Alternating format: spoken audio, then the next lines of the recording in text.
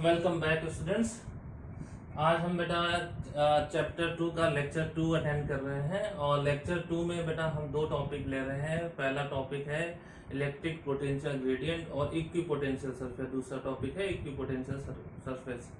तो बेटा इन electric potential gradient में बेटा इसमें बेटा पोटेंशियल ग्रेडियंट यानी कि चेंजमेंट ऑफ पोटेंशियल फाइंड करना है, या फिर बेटा इसी चीज को आप ये भी जान के रखें कि बेटा अगर कहीं आपसे पूछा था what is the relation between the electric field and to the potential difference, तो आप ये उसका भी एक्सपेंशन फाइंड करने का है। दोनों एक ही चीज है बट उसको एक पर्टिकुलर टर्म दिया गया है बेटा potential gradient.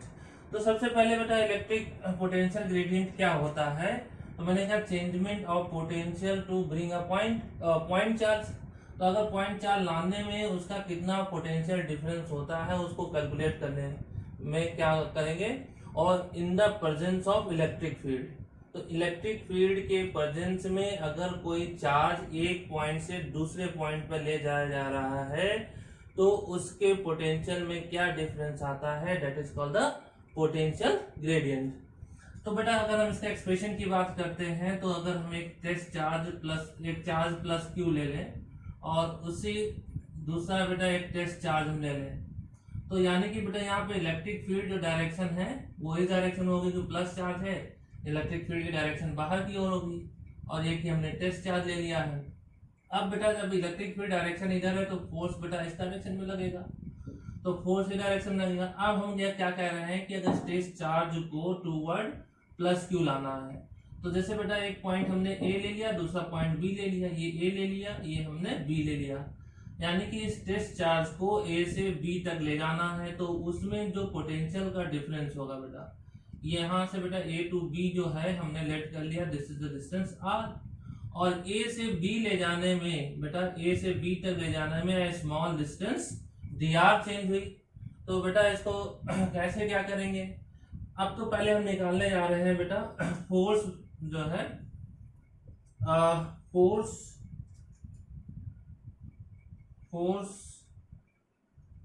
On test charge q naught. बेटा ये टेस्ट चार्ज है, जब इसको लेके इधर आएंगे तो इस पे कितना फोर्स लगेगा, तो बेटा F इक्वल टू क्या हो जाएगा, F equal to q E equal to F upon q होता है बेटा, उससे हमने निकाल लिया क्यू नॉट ई। अब बेटा हम जानते हैं कि इसको जब यहाँ से ए पॉइंट से बी पॉइंट पे ले जा रहे हैं तो कुछ वर्क डन करना पड़ेगा। तो बेटा वर्क डन क्या हो जाएगा, वर्क डन इक्वल टू बेटा क्या होगा, D W F minus D F D R. तो बेटा माइनस क्यों लगा रहे हैं, क्योंकि जब बेटा यहाँ पे प्लस क्यू चार्ज है तो इलेक्ट्रिक फील्ड का डायरेक्शन इधर है, तो यानी कि फोर्स लाइन इस तरफ एक्ट होंगी और हमें टेस्ट चार्ज इस तरफ लाना है, तो यानी कि जिस तरफ ये प्लस क्यू का फोर्स लाइन होगा उसके अपोजिट हमें वर्क कराना है। तो ये बेटा माइनस हो गया। तो अब बेटा डी डब्ल्यू इक्वल टू क्या हो जाता है, एफ की वैल्यू हमें पता है क्यू नॉट ई, और ये बेटा माइनस डी आर हो गया। अगर क्यू नॉट इधर ले आया तो बेटा क्या हो गया, q naught equal to E minus d are.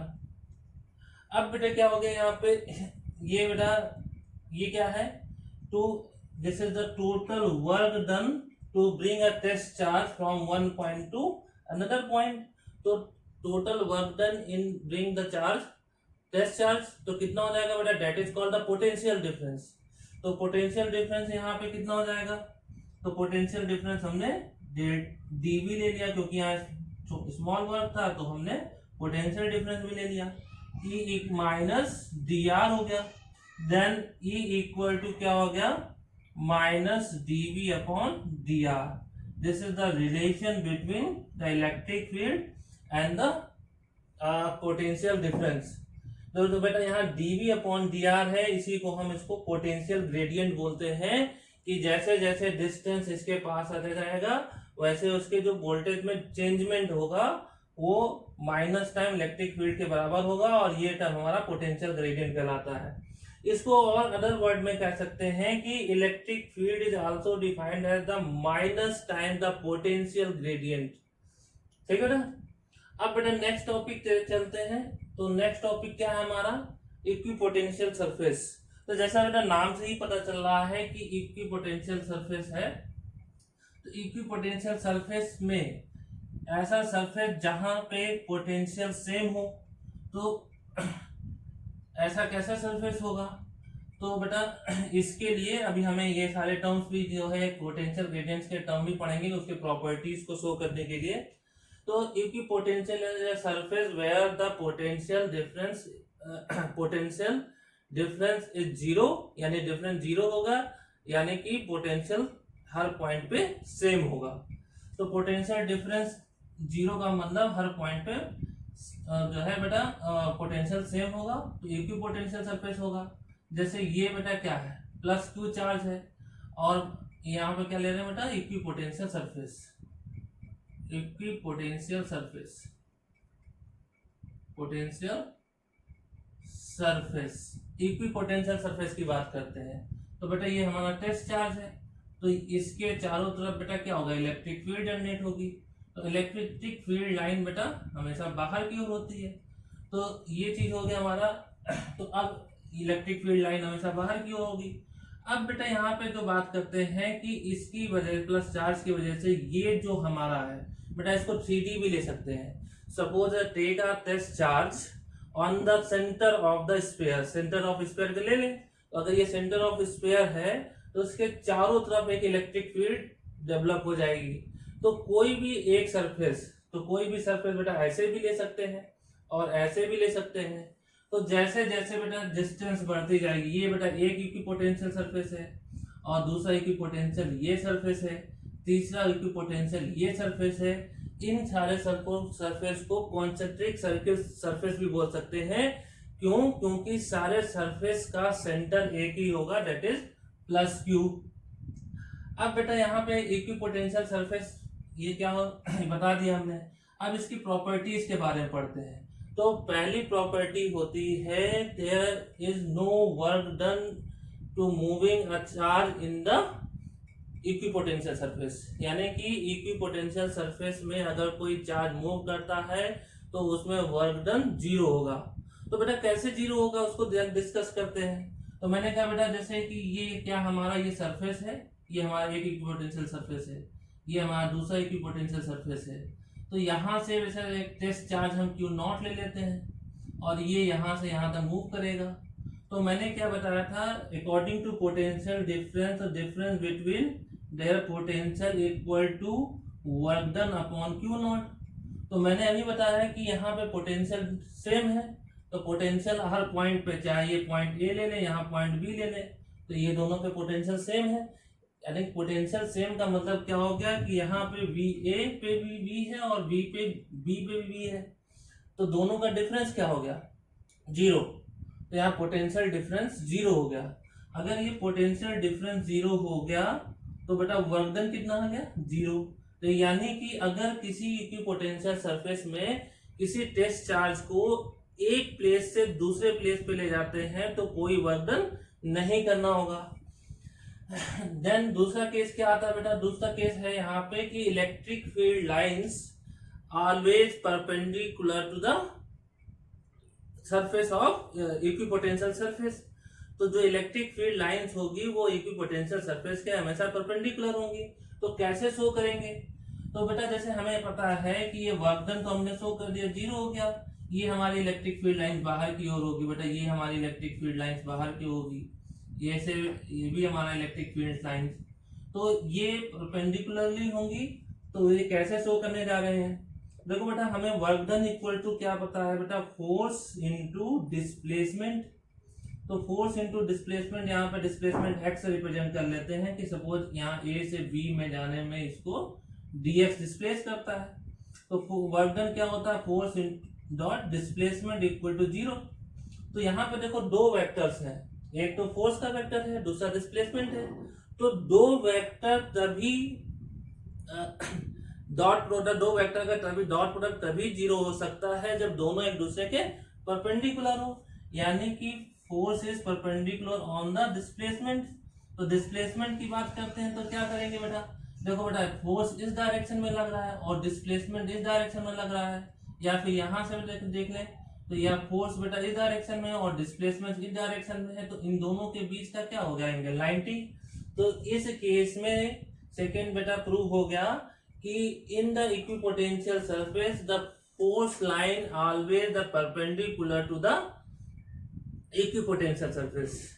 Then बेटा नेक्स्ट केस क्या आता है, नेक्स्ट केस आता है बेटा कि जो इलेक्ट्रिक फील्ड में बेटा इन इक्विपोटेंशियल सरफेस जो पॉइंट पास होगा, जैसे बेटा ये किया गया हमने, ये इक्विपोटेंशियल सरफेस है और दूसरा इक्विपोटेंशियल सरफेस ये है, तो इस सरफेस की रेडियस कम होगी और इस सरफेस की रेडियस ज्यादा होगी।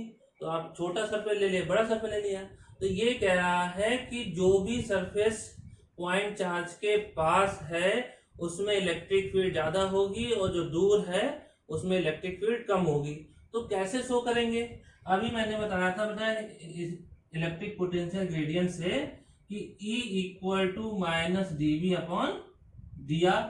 तो इसके अकॉर्डिंग क्या हो गया, E is proportional to minus 1 upon dr, यानी कि डिस्टेंस के इनवर्सली प्रोपोर्शनल है। तो इनवर्सली प्रोपोर्शनल का क्या मतलब हुआ कि डिस्टेंस जितनी कम होगी इलेक्ट्रिक फील्ड उतनी ज्यादा होगी और जितना डिस्टेंस ज्यादा होगा इलेक्ट्रिक फील्ड कम होगा। और आप यहाँ से देख भी सकते हैं कि यहाँ से डिस्टेंस कम है तो यहाँ पे इसका मतलब यहाँ पे इलेक्ट्रिक फील्ड ज्यादा होगी और यहाँ पे डिस्टेंस ज्यादा हो गया तो यहाँ पे इलेक्ट्रिक फील्ड कम हो गया। और ऐसे भी कह सकते हैं बेटा, यहाँ पे देखो बेटा इलेक्ट्रिक फील्ड जो है वोल्टेज के डायरेक्टली प्रोपोर्शनल होती है। तो आप ये भी कह सकते हो कि जो इक्विपोटेंशियल सरफेस जैसे जैसे बाहर जाएगा, मैंने क्या बताया, जो पॉइंट पास है इलेक्ट्रिक फील्ड ज्यादा होगी, जो पॉइंट दूर है इलेक्ट्रिक फील्ड कम होगी। लेकिन मैंने क्या बताया, ये is directly proportional to V, तो जैसे जैसे इलेक्ट्रिक फील्ड बढ़ेगी वैसे वैसे इलेक्ट्रिक पोटेंशियल भी बढ़ेगा। तो अगर हम इस सरफेस से बात करते हैं, जैसे बेटा यहाँ पे कोई पॉइंट ले लें, तो अगर यहाँ 100 वोल्ट का पोटेंशियल है तो आगे क्या हो जाएगा, यहाँ पे इलेक्ट्रिक फील्ड कम होगी तो यहाँ पे पोटेंशियल भी कम होगा। यानी कि सरफेस इक्विपोटेंशियल सरफेस सेंटर से जितना पास होगा उसका पोटेंशियल ज्यादा होगा और सेंटर से दूसरा सरफेस जो जितना दूर होगा उसका पोटेंशियल भी उतना ही कम होगा। अब बेटा नेक्स्ट केस आता है, no equipotential surface intersect to each other. तो क्वेश्चन क्या कह रहा है, ऐसा कोई भी इक्विपोटेंशियल सरफेस नहीं होगा जो एक दूसरे को इंटरसेक्ट करेगा। तो कैसे शो करेंगे कि कैसे कि ये इंटरसेक्ट करेगा नहीं करेगा। तो बेटा हम इसी तरीके से अभी मैंने बताया कि इसको 3D पार्ट में भी ले लें, स्फीयर के फॉर्म में। तो स्फीयर के फॉर्म में देखते हैं, तो स्फीयर के फॉर्म में ले लिया बेटा, ये हमारा इलेक्ट्रिक फील्ड, ये हमारा इक्विपोटेंशियल सरफेस हमारा ये हो गया। तो ये इक्विपोटेंशियल सरफेस हो गया और एक इसके परपेंडिकुलर लेते बेटा, तो ये हमने दो इक्विपोटेंशियल सरफेस ले लिया। अभी हम मान के चल रहे हैं कि ये दो इक्विपोटेंशियल सरफेस है जो एक दूसरे को इंटरसेक्ट कर रहा है। तो ये अब कैसे शो करेंगे कि करेगा नहीं करेगा। अब देखो बेटा, अभी मैंने बताया था कि जो इक्विपोटेंशियल सरफेस होता है इलेक्ट्रिक फील्ड लाइंस या इलेक्ट्रिक फोर्स लाइन उसके हमेशा परपेंडिकुलर होती है। तो अगर हम इस सरफेस की बात करते हैं, ये बेटा इक्विपोटेंशियल सरफेस है तो इलेक्ट्रिक फील्ड लाइन इसके परपेंडिकुलर हो गया। अगर हम इस सरफेस की बात करते हैं तो इलेक्ट्रिक फोर्स लाइन क्या बताया, इधर में परपेंडिकुलर हो गया। तो ये बेटा किसी भी टू इक्विपोटेंशियल सरफेस के लिए दो फोर्स लाइन कभी जनरेट नहीं हो सकती।